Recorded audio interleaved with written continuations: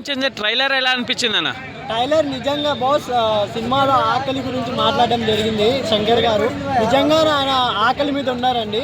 శంకర్ గారు ఎంత ఆకలి మీద ఉన్నారు అంటే ఆయన కెరీర్లో చాలా అంటే ఆయన చూడడం జరిగింది. సక్సెస్ చూశారు, ఫెయిల్యూర్ చేశారు, అన్నీ చూశారు. ఎక్కడో ఇమేజ్ కూడా చాలా మంది విమర్శలు చేశారు. కానీ ఇండియన్ సినిమాకి గర్వించే దర్శకుల్లో కంపల్సరీ స్థానం ఉంటుంది శంకర్ గారికి. అటువంటి స్థాయి నుండి ఆయన దీంట్లో కూడా పీపుల్స్కి మెసేజ్ ఇస్తూ రామ్ చరణ్ గారిని 3 గెటప్స్లో చూపించడం జరిగింది. ఇంకోటి ట్విస్ట్ ఏంటంటే ఇది 3+4 అని అనిపిస్తుంది. ఎందుకంటే రామ్ చరణ్ గారు ఎంగ్లో కనబడుతున్నారు, ఐపీఎస్ ఆఫీసర్ కనబడుతున్నారు, ఐఏఎస్ ఆఫీసర్ కూడా కనబడుతున్నారు. అంటే ఐపీఎస్ ఐఏఎస్ ఒకేసారి చేయలేరు కదా అని ఒక ట్విస్ట్ పెట్టారు. ఇంకేమన్నా రామ్ చరణ్ డబల్ క్యారెక్టర్ ఉంటుందా అంటే చెప్పలేదు. ఎందుకంటే సూర్య గారు నిజంగా ఆయన విలనిజంకి హ్యాట్సాప్ అండి. మనకు రాఘోపాల్ రావు అని ఒక విలన్ ఉండేవారు. ఆయన కామెడీ ప్లస్ విలనిజం చూపించారు రాఘోపాల్ రావు గారు.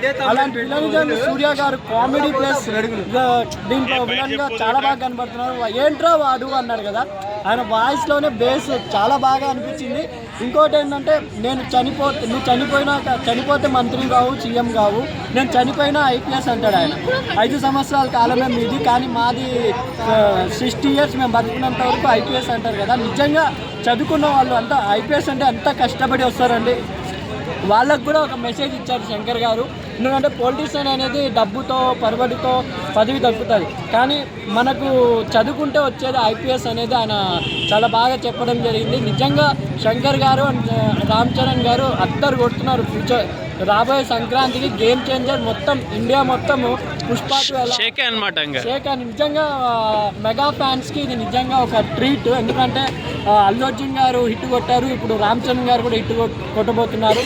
ఇంకోటి ఏంటంటే గేమ్ చేంజర్ ఫస్ట్ ఈ మధ్య కాలంలో ఒక మెసేజ్ ఓరియంటెడ్తో రాబోతున్న సినిమా ఇదే అనుకుంటున్నాను. ఎందుకంటే ఎక్కువ వైలెన్స్ ఎక్కువైంది ఈ మధ్య సినిమాల్లో.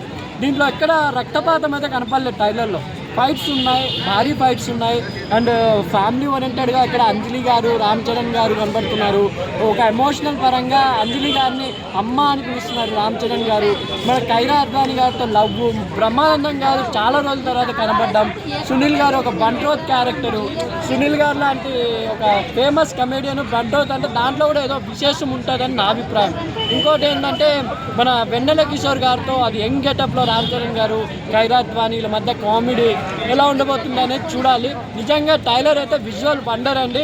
టైలర్తోనే శంకర్ గారు ఏందో నిరూపించారు.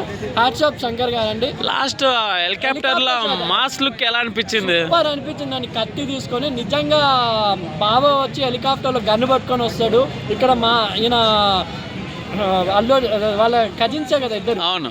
రామ్ చరణ్ గారు కత్తి పట్టుకొని దిగుతున్నారు. మనం అప్పుడు ఇంద్రాలో చూసాం హెలికాప్టర్లో. అంటే ఫస్ట్ షాట్ అనుకుంటాను నేను చూసింది ఇంద్రాలో. ఫస్ట్ షాట్ హెలికాప్టర్లో హీరో దిగుతుంటే మొత్తం ఇంద్రా అప్పుడే షేక్ అయింది కదా. ఇప్పుడు ఇంకా వాళ్ళ తనయుడు ఇంకా రాష్ట్రాన్ని షేక్ చేయబోతున్నారు. నిజంగా పవన్ కళ్యాణ్ గారికి పడే సినిమా అని దిల్ రాజు గారు చెప్పడం జరిగింది. నిజంగా పవన్ కళ్యాణ్ గారిని రామ్ చరణ్ గారిలో అందరూ ఊహించుకుంటారు. అంటే బస్తాల సీన్ కూడా చూపించారు. ఇప్పుడు రీసెంట్గా రేషన్ గురించి గొడవ జరిగింది ఆంధ్రాలో, ఆ సీన్ కూడా దీంట్లో పెట్టడం జరిగింది. అంటే అన్నము ఏనుగు ఏదో డైలాగ్ ఉంది కదా. నిజంగా హ్యాట్స్ ఆఫ్ టు శంకర్ గారు. మెగా ఫ్యాన్స్ అందరి తరఫున హ్యాట్స్ ఆఫ్ చెప్తూ రాబోయే సంక్రాంతికి ఇదే బ్లాక్ బస్టర్ హిట్ అవుతుందని. దిల్ రాజు గారు ఫస్ట్ హ్యాపీగా మీరు నిద్రపోవచ్చు. టైలరే మీ కళను నెరవేర్చింది. టైలరే 100% మీ సినిమాకు తీసుకొస్తుంది జనాలని. దిల్ రాజు గారికి 2 సినిమాలు హిట్ కావాలని మనస్ఫూర్తి కోరుకుంటున్నాను. 2 సినిమాలతో పండుగ దిల్ రాజు గారికి.